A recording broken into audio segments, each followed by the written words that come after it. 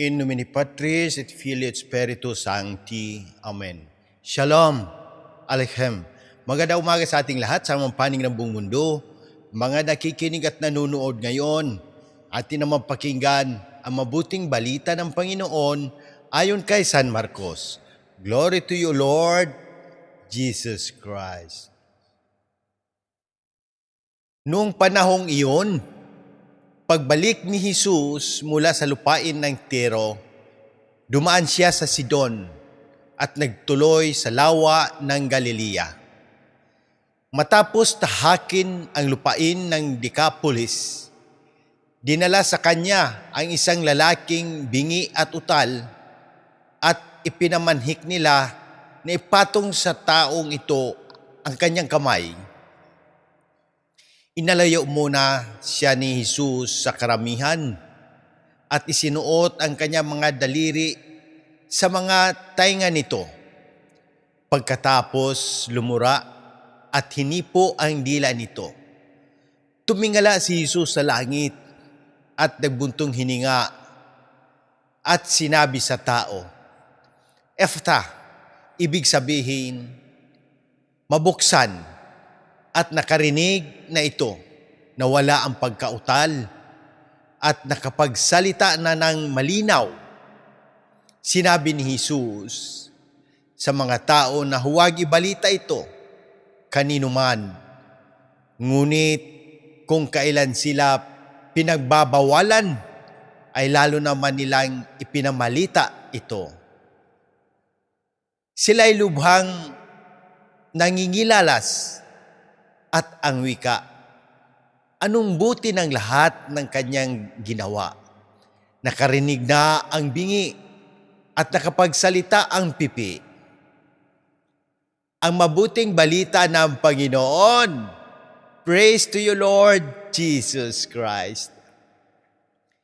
Pagnilaya natin bilang Romano Katoliko sa mabuting balita ngayon, makikita natin kung paano hinipo ni Jesus ang isang bingi at utal at sinabi ang salitang Ephta, mabuksan. Hindi lang ito pisikal na himala, kundi espiritual na paanyaya sa ating lahat.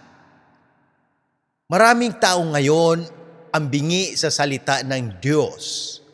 Ayaw makinig sa katotohanan, sa konsensya, at sa turo ng simbahan. Marami rin ang utal sa pananampalataya, takot magsalita, mahiyain, magpahayag ng paniniwala, o nanahimik kahit mali na ang nangyayari. Tulad ng lalaki ginamot ni Jesus, kailangan din nating mailayo muna sa ingay ng mundo. Social media, galit, tsismis, at makamundong impluensya para marinig muli ang Diyos kapag hinayaan nating hipuin ni Jesus ang ating puso. Bubuksan niya ang ating pandinig at bibig. Pandinig para sa katotohanan, bibig para sa pagmamahal, katotohanan at pananampalataya. Bilang Romano Katoliko, sa panahong ito, ang tamang gawin natin ay makinig sa salita ng Diyos. Hindi lang sa opinyon ng mundo, maging matapang na ipahayag ang pananampalataya sa gawa at salita.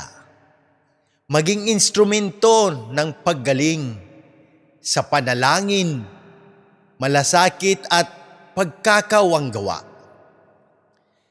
Manatiling tapat sa simbahan, sa Santo Papa at sa mga pastol na gumagamay sa atin.